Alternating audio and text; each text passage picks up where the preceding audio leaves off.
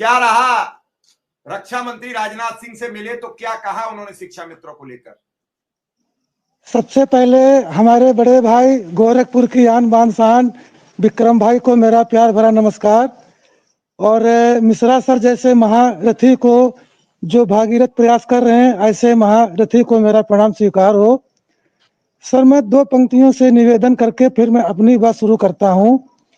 हे शिक्षा मित्र, तुम्हारी दशा देख सच मानो हम शर्मिंदा हैं, कुछ ना कुछ तो करेंगे इसीलिए आज तक जिंदा हैं। सर मैं पहली बात तो जी सर मैं पहली बात तो विक्रम भाई की मैंने 2 लाइनें सुनी, मुझे बड़े भाई आपसे बड़ा कष्ट हुआ। अभी अभी आप बोले कि आपने सिर्फ अभय सिंह देवरिया को देखा, सुशील यादव को देखा, सुकुमार शुक्ला जी को देखा, लेकिन आदर्श के इस छोटे से सिपाही को नहीं देखा। दीपक तले अंधेरा हमेशा रहता है, आज भी रहा, हमें कोई गुरेज नहीं है। लेकिन बड़े भाई, हमें कुर्ता चमकाने की आदत नहीं, फर्जी फोटो भेजने की आदत नहीं। ये मेरी बात को हो जाने दीजिए, आप बोल लीजिएगा। नहीं, आप बोल लीजिएगा। अब छोटे भाई को मौका दे दो बड़े भैया। जी मेरी बात जी सर संगठन में जी जी शुक्ला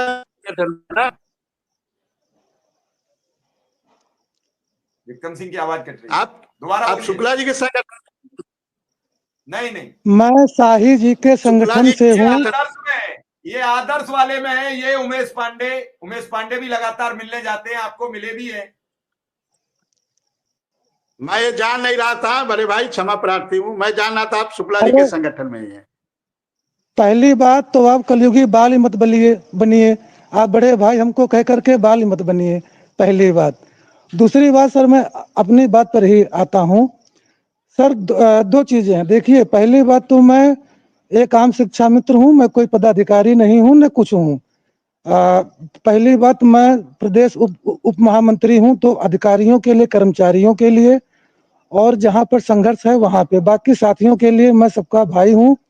और रही बात, आपने कहा कि जैसे कि सिर्फ प्राथमिक ही काम करता है और अभय सिंह ही काम करते हैं। देखिए, बगिया में हर तरीके के फूल होते हैं, किसी की खुशबू अलग अलग होती है। हम सभी एक हैं, कोई भी ना शाही का संगठन अलग है, ना अभय सिंह, ना शुक्ला जी का, या जो भी संगठन है। अब मैं मुद्दे पर आता हूँ। मैं रक्षा मंत्री जी से परसों मिला था। मैं अपना लेटर पैड वहाँ दे आया था, हमारे पास फोन आया शाम को 6 बजे। मैं मिलने गया और डेलीगेशन के साथ मैं और हमारे मीडिया प्रभारी सर्वेश विश्वकर्मा जी थे। मैं वहाँ गया, मैंने कहा मेरा नाम जयकरण सिंह है और मैं खंड कारवाह माल जनपद लखनऊ राष्ट्रीय स्वयंसेवक संघ से हूँ, 2-3 वर्ष प्रशिक्षित कार्यकर्ता हूँ। तो माननीय रक्षा मंत्री जी ने अपने बगल में बैठाया और मैं सरदार वल्लभ भाई पटेल जी की बहुत सी बड़ी तस्वीर ले गया था और उनको मैंने दिया। हालांकि वहाँ सिक्योरिटी कुछ ले नहीं जाने देती थी, लेकिन मैंने परिचय दिया संघ का, तो हमको जाने दिया था। और बात करने लगा तो मैंने सर मिश्रा सर, मैंने कहा कि अब मैं राष्ट्रीय स्वयंसेवक का स्वयंसेवक हूँ। जिंदगी बीत गई संघ की पूजा करते करते। ऐसा कोई संघ का अधिकारी नहीं जो जयकरण सिंह के घर की रोटी न खाया हो। और आज जब भाजपा की सरकार बनी तो हम ही को क्यों फेंक दिया गया? हमारा दोष क्या है? हम कहाँ चले जाएं? अगर हम सपा के साथ जाएंगे तो वो लोग तो हमारी गिनती करेंगे नहीं कि ये संघी हमको वोट नहीं देगा, चाहे दे तो हम कहाँ जाएं? कहाँ फांसी लगा ले, कहाँ मर जाएं? ये सर कहते कहते मेरे आंखों में पता नहीं क्यों पहली बार आंसू आ गए सर। रक्षा मंत्री जी ने तुरंत हमको 1 साल ए रखी थी पहनाई और कहा जयकरण जी ये ठीक है। और सर वहां पर जितने भी सिक्योरिटी गार्ड थे, मंत्री थे, अधिकारी थे, सबने एक सुर में कहा कि सर शिक्षा मित्रों के साथ गलत हो रहा है, इनका मानदेय बढ़ना चाहिए। तो आदरणीय रक्षा मंत्री जी ने कहा अपने मुख्य सचिव से जो पीछे खड़े थे, कहा डायरी पर नोट करो और हमको याद दिला देना, ये आपकी जिम्मेदारी है।